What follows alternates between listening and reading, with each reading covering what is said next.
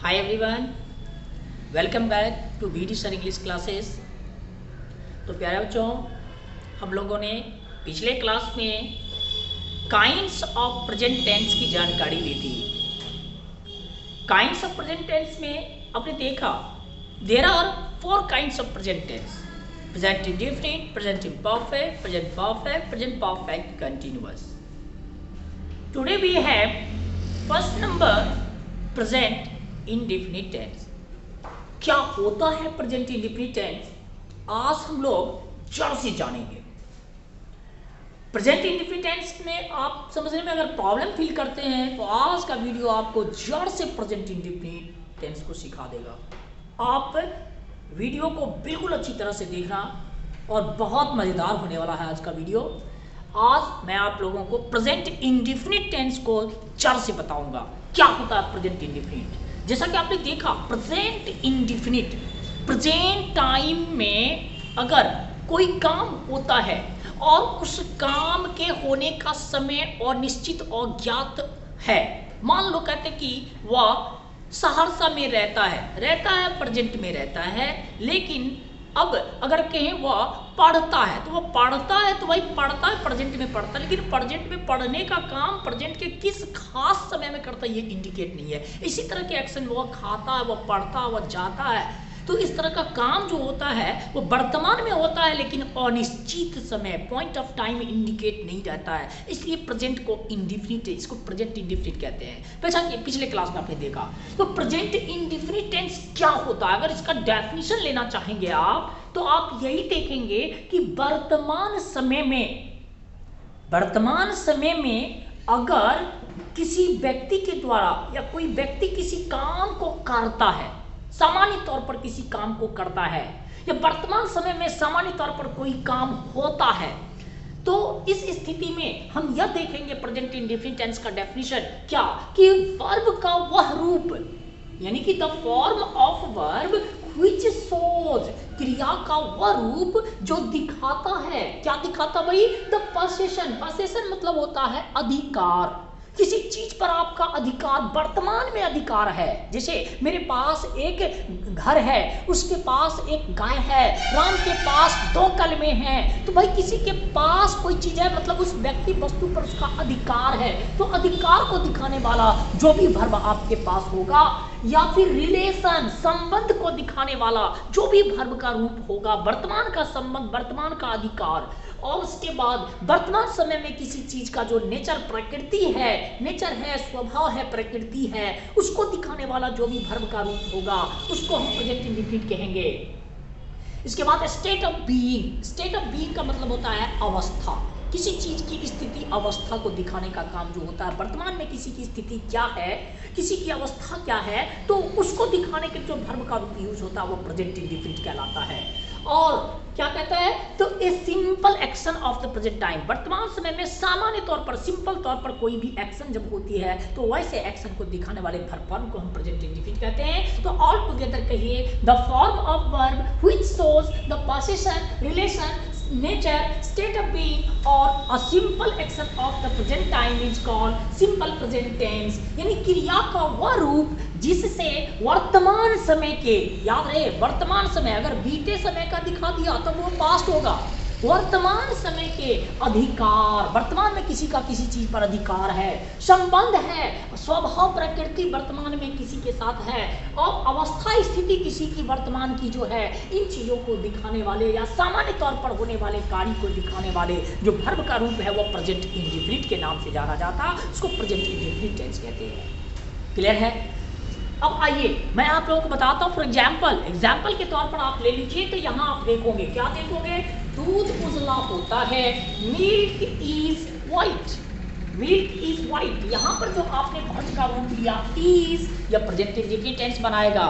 फिर है वे लोग मेरे दोस्त हैं, यहाँ इज का काम है, क्या, इज दिखाता है दूध के नेचर को, स्वभाव को, प्रकृति को। दूध किस प्रकृति का, तो उजले प्रकृति का रंग को दिखाता है। फिर क्या आपका, वे लोग मेरे दोस्त हैं, तो दे आर माय फ्रेंड्स, यहाँ आर का काम है, इस आर वर्ब का काम है, क्या काम है वही, तो यहाँ पर रिलेशन को दिखाना। फिर है हमारा मैं बूढ़ा हूँ, आई एम ओल्ड, यहाँ एम का काम है किसी का अवस्था बताना। ठीक है। फिर राम हैज ए काउ, यहाँ हैज का काम है कि इस गाय पर राम का अधिकार है। यहाँ अधिकार हैज और हैव का काम होता है अधिकार दिखाना। वही कहते हैं सी रीड्स इंग्लिश, वो अंग्रेजी पढ़ती है, तो यहाँ रीड्स जो है वो दिखाता है सिंपल एक्शन को, सामान्य तौर पर होने वाली क्रिया को। ऑल टुगेदर बच्चों आपने देखा, क्या देखा कि क्रिया का वह रूप जो वर्तमान समय के अधिकार, संबंध, अवस्था, सामान्य काम, स्वभाव को दिखाता प्रेजेंट इंडिफिनिट कहलाता है। ये तो आपने परिभाषा जाना। अब मैं आपको इसको और भी डिटेल में बताने के लिए जा रहा हूँ कि आप ये देखेंगे, क्या देखेंगे इसमें कि वर्ब के जो फॉर्म्स होते हैं, वर्ब के जो रूप होते हैं वो टेंस बनाता है। जैसा कि आप सबों को पता है कि प्रेजेंट इंडिफिनिट टेंस का जो प्रेजेंट इंडिफिनिट टेंस के अंतर्गत जो भी वर्ब के फॉर्म्स होते हैं, हम आप बचपन से आप यही पढ़े हो कि सर प्रेजेंट इंडिफिनिट टेंस का जो वर्ब रूप होता है वो या तो V1 होता है या तो V5 होता है। बिल्कुल परफेक्ट कॉन्सेप्ट है आपका। V1 और V5 का जो भी सेंटेंस अंग्रेजी में बनता है वो सारा का सारा प्रेजेंट इंडिफिनिट टेंस कहलाता है।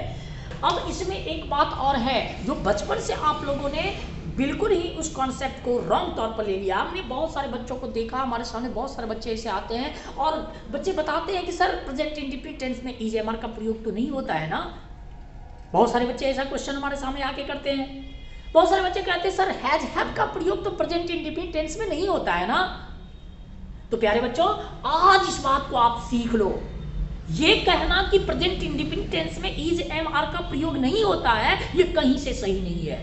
ये बिल्कुल गलत कॉन्सेप्ट है। अगर आपने कहीं से सीखा तो ये आप गलत सीखे हो।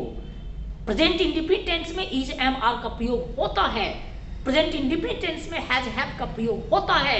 इज एम आर वाला वाक्य भी प्रेजेंट इंडिफिनिट होता है। जैसे यहाँ मिल्क इज व्हाइट, ये प्रेजेंट इंडिफिनिट टेंस है। यहाँ राम हैज अ काउ, ये प्रेजेंट इंडिफिनिट टेंस है। बहुत सारे बच्चों के कॉन्सेप्ट में दिमाग में ये चीज आ रहा है। यहाँ आई एम ओल्ड है प्रेजेंट इंडिफिनिट है, यानी कि इज एम आर वाला सेंटेंस प्रेजेंट इंडिफिनिट होता है, हैज हैव वाला सेंटेंस प्रेजेंट इंडिफिनिट होता है, और किसी भी एक्शन वर्ड का V1 V5 वाला रूप भी प्रेजेंट इंडिफिनिट होता है। हाँ आप ये चीज जान लें, नॉट ऑलवेज, हमेशा नहीं होता है। जी हाँ, यानी कि आप जानो इस चीज को कि ये जो आपका इज एम और आर होता है, ये इज एम आर हमारे इंग्लिश में ऐसे वर्ब फॉर्म्स होते हैं। हम लोग तो जनरल कॉन्सेप्ट यही कहता है कि सर इज एम आर सहायक क्रिया है। प्राय यही बच्चे दिमाग में सेट करके लेके चलते हैं कि इज एम आर सहायक क्रिया है। लेकिन आप ये अधूरा कॉन्सेप्ट को आज से अपने माइंड से डिलीट कर लो बच्चों कि इज एम आर सिर्फ सहायक क्रिया है। गलत कॉन्सेप्ट है, अधूरा कॉन्सेप्ट है। जान लो आज, सीख लो आज। मैं बता रहा हूं ये इज एम आर सिर्फ सहायक क्रिया नहीं है, सिर्फ एक्सिलरी वर्ब नहीं है। ये बहुत सारे सेंटेंस में, प्रेजेंट इंडिफिनिट के सेंटेंस में ये आकर मेन वर्ब का काम करके भी प्रेजेंट इंडिफिनिट टेंस बनाता है। यानी कि इज एम आर आपके अंग्रेजी वाक्यों में एक्सिलरी वर्ब का भी काम कर देता है, और यही इज एम आर हमारे अंग्रेजी वाक्यों में मेन वर्ब का भी काम कर देता है। जब इज एम आर का प्रयोग एक्सिलरी वर्ब सहायक क्रिया की तरह होता है तो इसके साथ या तो कोई V4 जुड़ता है या तो कोई V3 जुड़ता है। जब कभी भी आपके इज एम आर के आगे में कोई V4 जुड़ा हुआ है या इज एम आर के आगे में कोई V3 जुड़ा हुआ है तो आप कॉन्सेप्ट दिमाग में ले लेना कि सर बताए थे कि इज एम आर के साथ V4 लगा है, is going, is playing, is reading, am reading, are reading. तब वैसी स्थिति में ये इज एम आर के साथ जो V4 लगा है वह कभी भी प्रेजेंट इंडिफिनिट टेंस नहीं बनाएगा। या फिर अगर इज एम आर के साथ V3 आ गया है, is written, is gone, is eaten, are eaten, कहने का मतलब इज एम आर के बाद अगर V3 आ गया तो वो प्रेजेंट इंडिफिनिट का पैसिव वाक्य कहलाता है, प्रेजेंट इंडिफिनिट का पैसिव वाक्य कहलाता है। तो ऐसी स्थिति में याद रखना बच्चों कि इज एम आर के साथ अगर कोई मेन वर्ब जुड़ा हुआ है तो वैसे स्थिति में इज एम आर के साथ जो मेन वर्ब जुड़ा होता है तो इज एम आर को हम सहायक क्रिया एक्सिलरी वर्ब कहते हैं। लेकिन अगर किसी अंग्रेजी वाक्य में, इंग्लिश सेंटेंस में इज एम आर अकेले वर्ब के रूप में काम करे, यानी इज एम आर के बाद दूसरा कोई भी वर्ब जुड़ा हुआ ना हो, जैसे यहाँ मिल्क इज व्हाइट में इज के बाद कोई वर्ब जुड़ा हुआ नहीं है, उसी तरह से दे आर माई फ्रेंड्स में इसमें आर के बाद कोई वर्ब जुड़ा हुआ नहीं है। आई एम ओल्ड के बाद एम के बाद कोई वर्ब जुड़ा हुआ नहीं है। कहने का मतलब जब इज एम आर किसी सेंटेंस में अकेले रहता है तो वैसी स्थिति में इज एम आर को मेन वर्ब कहा जाता है। और तब जानते हैं मेन वर्ब का 5 रूप होता है, आप जानते हो। तो मेन वर्ब का जो 5 रूप होता है तो मेन वर्ब के 5 फॉर्म्स में आप देखोगे, क्या देखोगे, इज होता है सिंगुलर, इज होता है सिंगुलर, और आपका एम और आर को माना जाता है प्लूरल, एम और आर को माना जाता है प्लूरल, ईच को माना जाता है सिंगुलर। तो ईच हो गया सिंगुलर वर्ब का मतलब हो गया V5। Singular verb goes V5 है, ईट्स V5 है, रीड्स V5 है। उसी तरह से ईज V5 है। जब मेन वर्ब का काम करेगा तो इज V5 है, एम और आर को मानते हैं V1। तो इस प्रकार अगर मिल्क इज व्हाइट में मिल्क हो गया सब्जेक्ट, इज हो गया V5 और व्हाइट हो गया अदर वर्ड, तो subject plus V5 plus other word present indefinite tense हुआ ना। कैसे प्रेजेंट इंडेफिनिट टेंस हुआ देखे।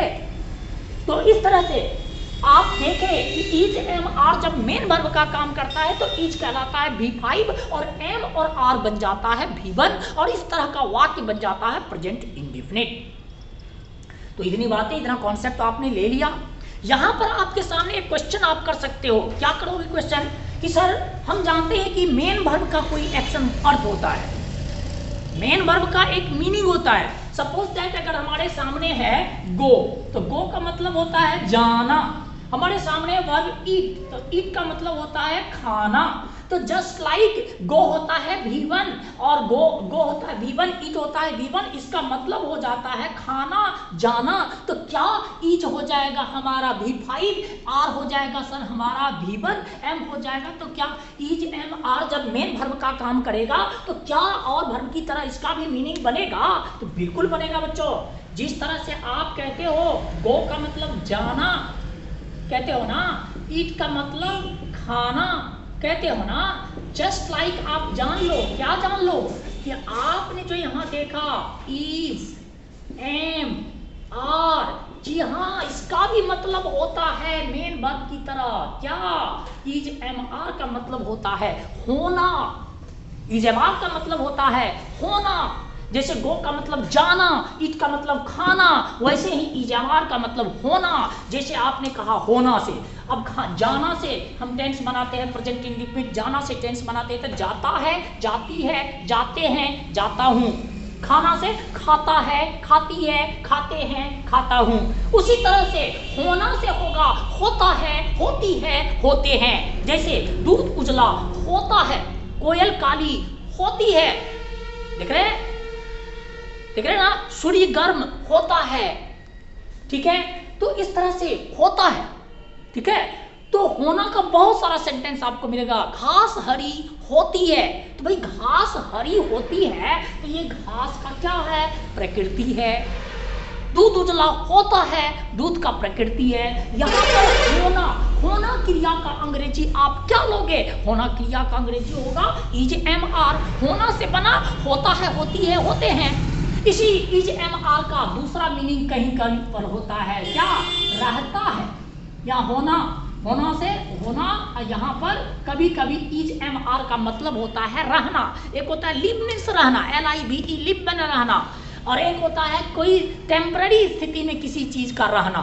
जैसे जैसे लीजिए, जैसे कहते हैं वह वर्ग में उपस्थित रहता है। अब वह वर्ग में उपस्थित रहता है तो क्या कहोगे? He lives in the class. यह रहना का अंग्रेजी लिव्स, नेवर, कभी नहीं बच्चों।